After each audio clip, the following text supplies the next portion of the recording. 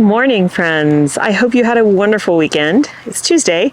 We are back from North Carolina. Had an amazing visit with my sister. She was very, very surprised when we surprised her by arriving for her 50th birthday. So it was a wonderful weekend. I actually have a sore throat and it's scratchy, not because I'm sick, but because literally we did not stop talking, the four of us, Mike and I, and my sister Kim and her husband Dave. It was just a wonderful weekend. So now I'm out here to do the first look to see, did the deer fence work? But one exciting thing, we got almost half an inch of rain on Sunday. That is such a beautiful gift, because what that has done is it was slow, steady rain all day long. And so what that has done is actually make the soil no longer hydrophobic. So when I'm going to set up the irrigation this morning, but when we go to plant, not just the top layer will be wet. They'll be throughout the soil structure will be wet. And that means the irrigation will be way more effective. So I'm super excited. I'm also excited because it looks like I cannot see any footprints on the beds. So the deer did not come in. Now granted, there's nothing in here for them to eat, but they didn't try to jump it to even walk through. Whereas those beds down there, I mean, look at that mess. I'm gonna have to remake those beds, but clearly animals have been messing up over there, like probably sleeping in that area there. So the difference between that and this is striking. And that means the deer fence worked. So I'm very excited about that. So what we're going to do this morning, it's a gorgeous day. It's foggy. It's probably 58 degrees Fahrenheit. It's just really nice. So what I'm going to do today is lay out the drip irrigation on these beds and get the filter and flow reducer and everything up at the hose bib all set up, and then we'll test the system. And then I also took all the seedlings out of the greenhouse at home. They are hardening off now. So they're outside for the day. They'll go back inside overnight and be covered again so they don't get eaten. Hopefully they won't get eaten today during broad daylight by the pool. If they do, that's squirrels and not mice and rats. So I will make sure I keep checking on, make sure they don't get eaten. Anyway, so on Thursday, we'll be planting, and I'm super excited. Tomorrow I have appointments almost all day, so I don't think I'll have any time for actual farm work. But the other thing I'm going to do is the tulips all arrived, tulip bulbs.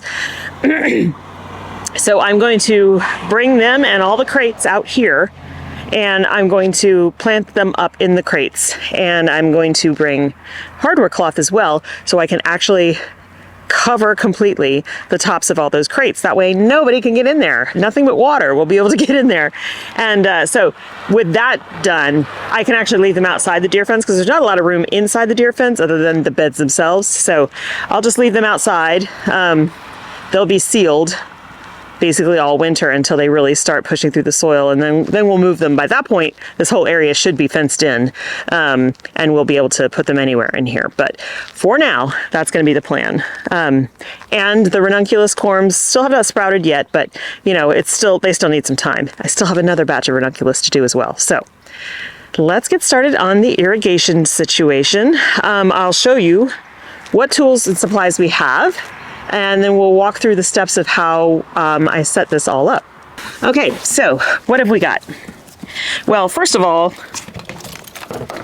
we have this roll of drip tape that I had already bought. This is what I use on all my row crops. It has emitters every 6 inches, but they're just little slits. So they're real hard to see unless the water is pressurized through the system and they're starting to drip. So I have a lot of it here. I won't need all of this today, but I'll need it all to do all the beds. So I have another box of it, which is another box of drip tape, that same spool. We have a Galcon timer. This is the same timer that I use out at the old farm property, and it works really well. It's battery operated. The battery lasts for a really long time, and it has an app. It's a Bluetooth timer, so I can set it up with a schedule and all that kind of stuff, and I can operate it from my phone. I really enjoy that. It makes life a lot easier. And then I got all my parts. So in this bag we have This is a pressure regulator. So I got a 12 PSI one. I could have gone as low as 10 because that's what's, generally you want for your drip irrigation. But we are still dealing with, so up at the hose bib, which is 1,200 feet away, the PSI is 50. Here, it's 40. So I didn't want to reduce too much so that there wasn't enough pressure here to run the system. So I'm hoping this will work. And then this is the filter. So this needs to be cleaned out often enough so that your system doesn't get clogged. It's got a little filter cap in there, and so it captures all the particulates and stuff. However, that is city water, so I don't expect there to be a whole bunch of gunk in it, so I shouldn't have to clean this out very often. Out at the old farm, that was coming out of a well, and it was just full of crap, so that was constantly needing to clean that out. And then we have a couple of T intersections, very crucial for setting up this system, and I'll show you where we're going to use them. And I think the only other thing in here is my valves. So this end plugs into the mainline tubing. This end goes on the drip tape. You tighten it down, and then you can turn the irrigation on or off. Oh, they're hard to turn. There we go. You can turn the irrigation on or off, depending on which rows you want to water and which ones you don't. I have in the past put 4 lines of drip on each 30-inch wide bed. I'm actually going to try to do 3 this time because a lot of other people in this area do 3, and I think that'll be just fine. But we'll see. I can always add another line if I'm noticing that there's not enough distribution of water. So the first thing we need to do is go find the main feeder tube, which I can see from here. We're going to put our T intersection on that so that it can continue on down the line, because we're actually going to have 2 of these to run the heads of the beds. So the stuff that's in the deer fence will run from that end down here. So this will be the end of the drip tubing. And then on the other beds that are messed up by the deer, those will get a mainline tube and they'll run that way end. So coming off of the main line, there'll be 2 other feeder lines, and then the drip tape will run off in either direction. So we're going to put this on, and then we need to get more mainline tubing, which I have, attach that to the bottom here, and that's what's going to run and be the header at the top of all of the beds. So let's get started. I like these better because it's way easier to slide the tubing onto this than those compression pipes where you have to push the tubing in. I find that even when you superheat the mainline tubing, it still doesn't go into those very well, and it's all crooked and then it leaks. I prefer these. You can push the mainline tubing in there, and then you can use these to tighten down on it so it clamps it down. So they're easier to work with. I find them more effective and less prone to dripping. Okay, so you can see here, this is one of those compression pieces I was talking about, because we were able to use this to hook the pressure gauge onto to see what the pressure was. But we had to crimp the tube to get it in there, and then it leaked out this end as well, so not good. So I'm not even going to fight trying to get this off. I'm literally just going to cut it right here, and we'll attach our new T-post. This will end up staying up here next to the other. That will run down further. We'll put a T intersection here to feed those beds. And then as you can see, this tube still runs down there, which is good because I need to have water down there as well. So yeah, I think we're going to have plenty of pressure to get everything watered out here.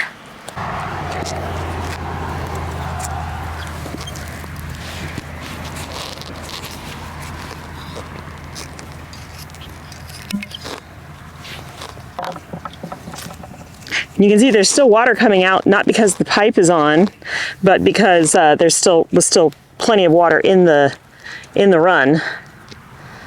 All right, just applying a lot of pressure here, slipping this tube on, and then I'm going to tighten it down.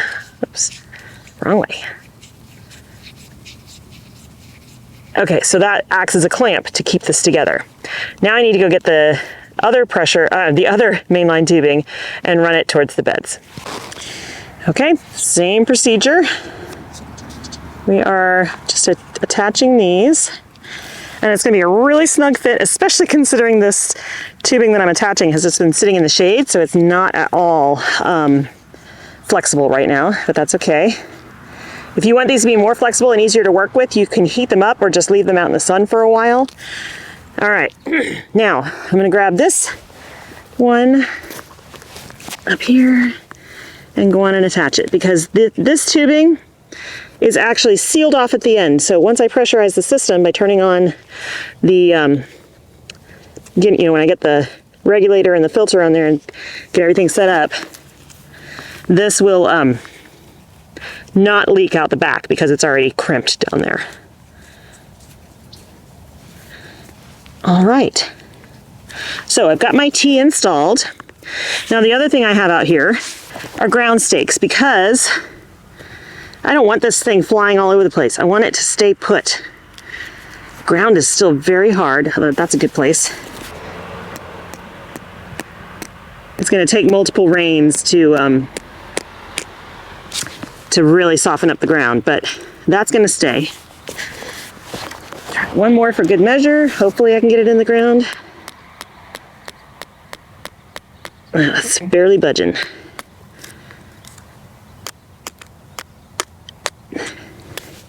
So compact. Okay, so I have now cut the length of this mainline header that I need. I'm going to feed it through the fence here. I'll go back around and I'll pull it through.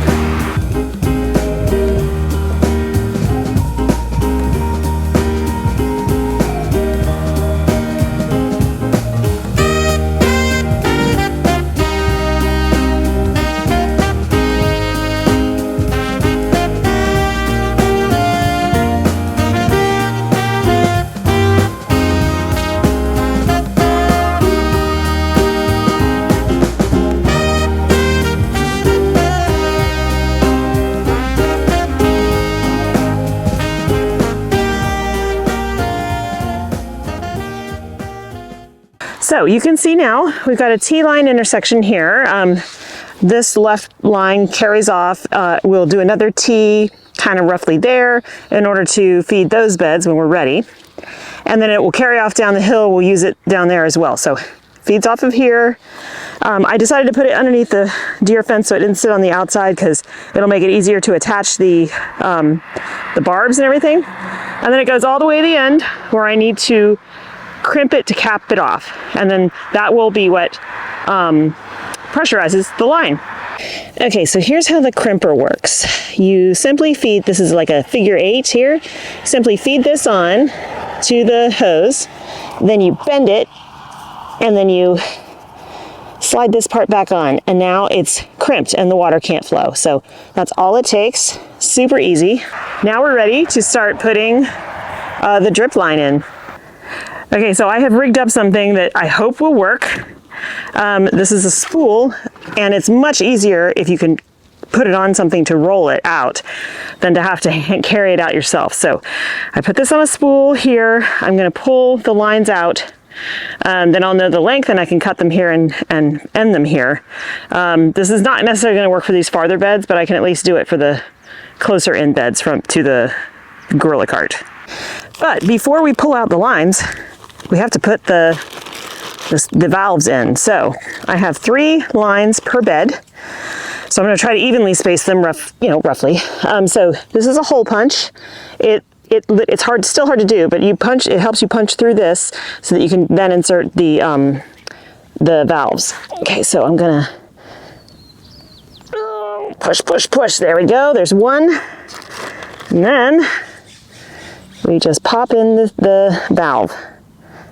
There we go. So now the drip tubing will be attached to that, the drip tape, and it'll run down the length of the bed.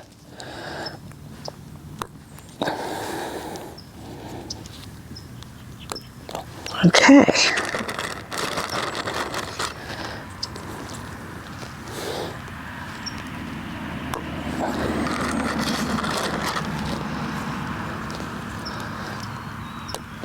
All right, now I'm just going to finish up the rest of these, the other 4 beds, and then we'll start running the drip tape.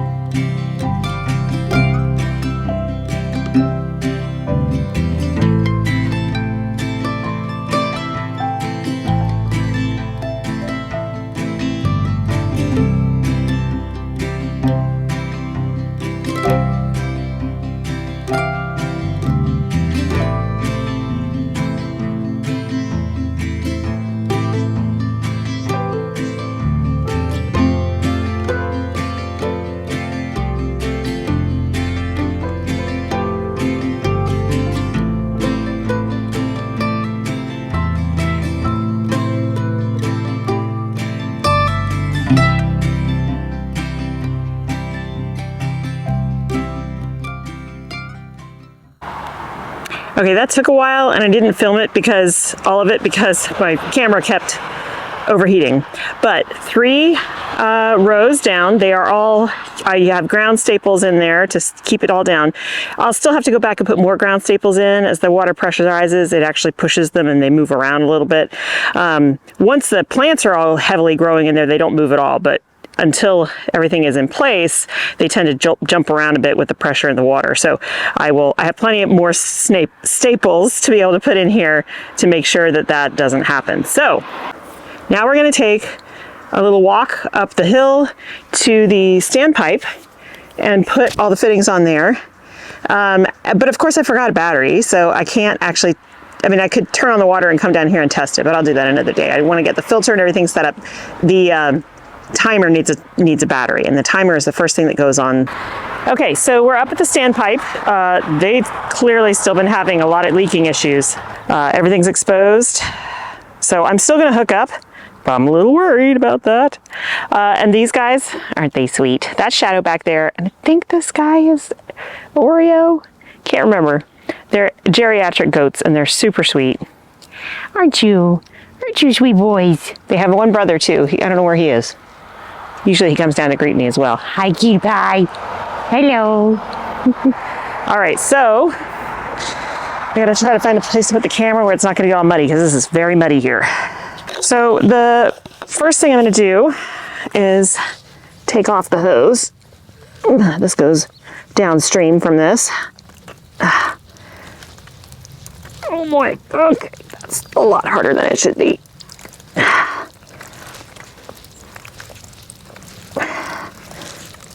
Good gravy. Okay, so then the timer goes in, and like I said, I don't have a battery, so I can't get this all set up, but I'll come out and do that either tomorrow or Wednesday, Thursday when we plant.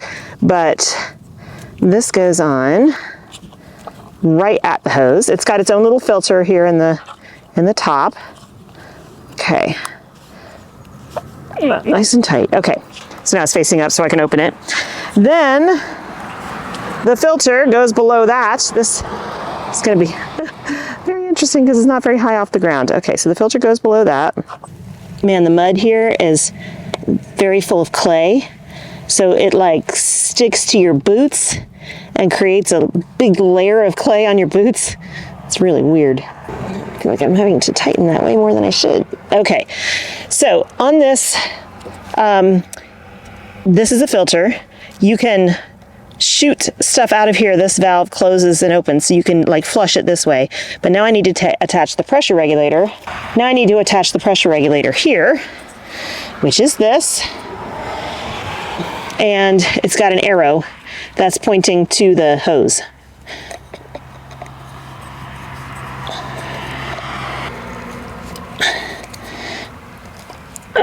Okay, that's nice and tight. And then this is not going to work, so I'm going to have to get a connector. All right, so you see I have a female end and a female end.